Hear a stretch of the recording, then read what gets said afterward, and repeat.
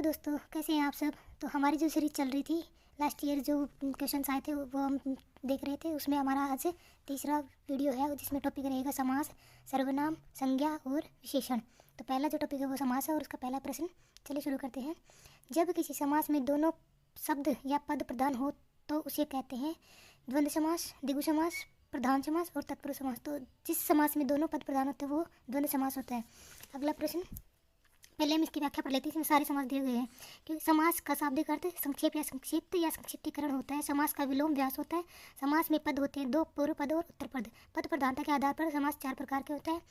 अवयवी भाव समास पर इसमें प्रथम पद प्रधान या पूर्व पद प्रधान होता है। तत्पुरुष समास में द्वितीय पद या उत्तर पद प्रधान होता है। द्वंद्व समास में दोनों पद अथवा उभय पद प्रधान होता है। और बहुव्रीहि समास में अन्य पद प्रधान या तीसरा पद प्रधान या कोई प्रधान नहीं। और जो द्विगु और कर्मधारी समास का जो द्वितीय पद प्रधानता होता है, लेकिन पद प्रधानता के आधार पर इन्हें अलग से नहीं मानकर तत्पुरुष समास के ही उपभेद माना गया है।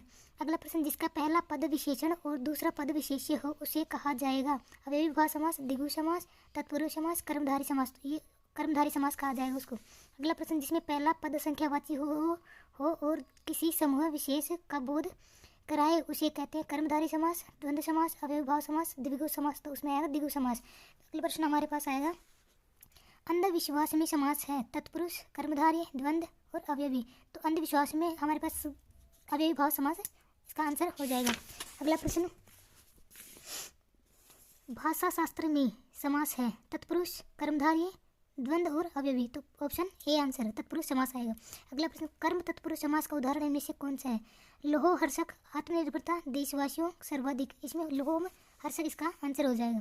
अगला प्रश्न, हीन भावना शब्द में कौन सा समास है। कर्मधारी, अवयवी भाव समास, द्वंद्व समास और बहुव्रीहि समास। तो इसमें कर्मधारी समास होगा। अगला प्रश्न, द्वंद्व समास है लंबोदर, अंधकूप, नर नारी और शरणागत। तो इसमें आंसर सी हो जाएगा, नर और नारी। अगला प्रश्न, मिल जुल समास का विग्रह है।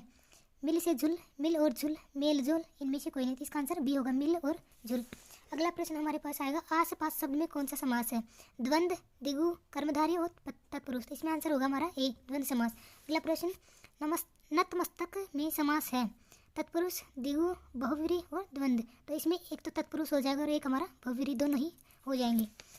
अगला प्रश्न, कौन सा समास विग्रह सही नहीं है। दाल रोटी, दाल और रोटी। पंचानन, पाँच है आनंद जिसके, शिव। पुस्तकालय, पुस्तक और आलय। सुलोचना, सुंदर है लोचन जिसके। तो इसमें हमारा आंसर आएगा सी, पुस्तकालय। पुस्तकालय का जो विग्रह होगा पुस्तकों के लिए आलय होगा।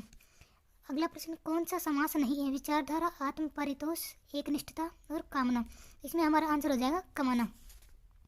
अगला प्रश्न, अस्वाभाविक शब्द में इनमें से क्या है। संधि और समास, समास और उपसर्ग, उपसर्ग और प्रत्यय, उपसर्ग और संधि। तो इसमें हमारा आंसर एक तो बी हो जाएगा और एक सी हो जाएगा, क्योंकि अस्वाभाविक में उपसर्ग भी है और प्रत्यय भी है और इसमें एक समास भी हो जाएगा, क्योंकि अवयवी भाव समास में वो सभी उपसर्ग युक्त सभी शब्द अवयवी भाव समास के एग्जाम्पल माने जाते हैं।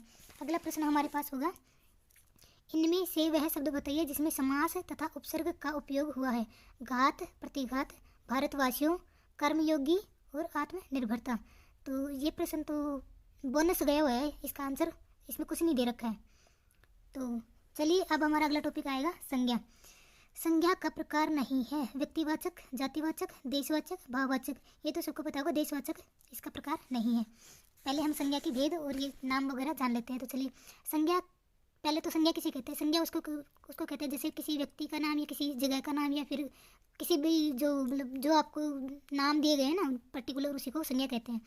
ये संज्ञा तीन प्रकार की, व्यक्तिवाचक, जातिवाचक और भाववाचक। जातिवाचक संज्ञा दो प्रकार की होती है, समूहवाचक या समुदायवाचक और द्रव्यवाचक जो पदार्थवाचक होते हैं वो। अर्थ के आधार पर संज्ञा के भेद पांच होते हैं, व्यक्तिवाचक, जातिवाचक, भाववाचक, समूहवाचक और पदार्थवाचक।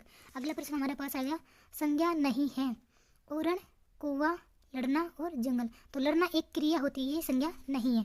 अगला प्रश्न, जातिवाचक संज्ञा नहीं है शैशव, लोहा, लकड़ी और पुस्तक।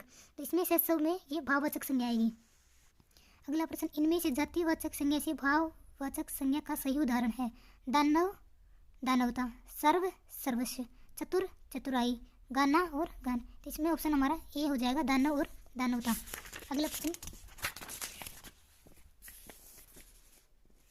कौन सा प्रत्यय लगाने से मधुर विशेषण भाववाचक संज्ञा में परिवर्तित हो जाएगा। तो मधुर में हम क्या लगाएं कि जिससे वह भाववाचक संज्ञा में परिवर्तित हो जाए। त्व नहीं, ता, हाँ ये होगा। तम नहीं, पन नहीं, मधुर में ता लगाएंगे तो भाववाचक संज्ञा बन जाएगी मधुरता। अगला प्रश्न, भाववाचक संज्ञा के अंतर्गत आते हैं पशु पक्षी नहीं, गुण दोष, ये आएंगे, दिशाएं नहीं आएंगी, आभूषण आएंगे, गुण और दोष वाले जितने भी शब्द हैं वो भाववाचक संज्ञा में आएंगे। फिर अगला प्रश्न हमारे पास आएगा, बस संज्ञा के 2-3 प्रश्न थे, आगे हमारा टॉपिक सर्वनाम आ चुका है। तो इसमें पहला प्रश्न हम लोग देखेंगे, वे सर्वनाम है। जो वे है वो कौन सा सर्वनाम है? अन्य पुरुषवाचक, उत्तम पुरुषवाचक, निजवाचक, संबंधवाचक। तो वे जो है वो अन्य पुरुषवाचक सर्वनाम होता है। अगला प्रश्न हमारे पास आएगा, क्योंकि वे सहज हो सकें में सर्वनाम है। तो इसमें वे जो है ये सर्वनाम आ रहा है। अगला प्रश्न, किस समूह में सभी सर्वनाम प्रश्नवाचक हैं? कौन, क्या, किसने, जो, कोई, वह, जिनका, जो, किनका, जिन्होंने, उन पर, उसको। तो इसमें ऑप्शन नंबर ए हो जाएगा, कौन, क्या और किसने। ये तीनों ही प्रश्नवाचक सर्वनाम होते हैं। अगला प्रश्न, कौन सा समूह प्रश्नवाचक सर्वनाम का है? तो वह, उसकी, हम, किसी, तुम, क्या, जिसे, जैसा, हमारा, कौन, किसे, कब। ऑप्शन नंबर डी हो जाएगा।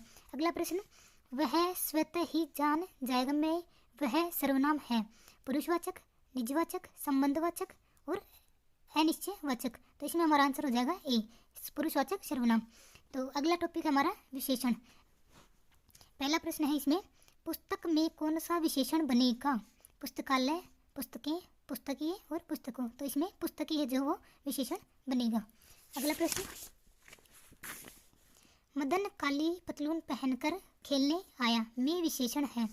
काली, पतलून, मदन, खेलने। तो खेलने तो इसमें क्रिया हो जाएगी, पतलून जो है वो संज्ञा हो जाएगी और मदन जो है वो भी संज्ञा हो जाएगी, व्यक्तिवाचक संज्ञा, और काली जो है वो विशेषण हो जाएगा।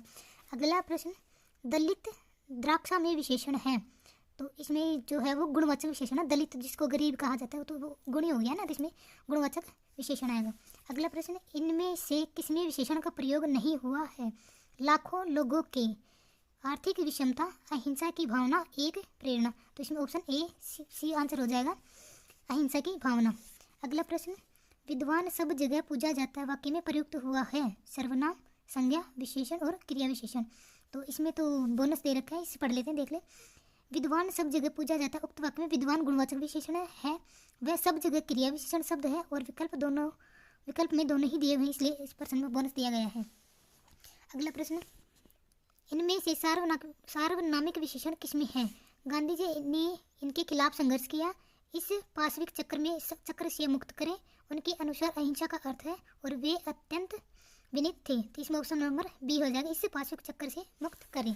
अगला प्रश्न हमारे पास है, निम्नलिखित में से सार्वनामिक विशेषण है। इन कारखानों में 24 घंटे, गत 20 वर्षों और असंख्य। तो इसमें ऑप्शन नंबर ए हो जाएगा, इन कारखानों में। तो ये जो 4 टॉपिक हमने देखे, ये देखिए इनमें जो पहले आए हुए जो क्वेश्चन वो हमने देखे हैं। तो अगर ये वीडियो आपको अच्छा लगा हो तो लाइक, शेयर एंड सब्सक्राइब करिएगा और कमेंट जरूर करिएगा। Thank you.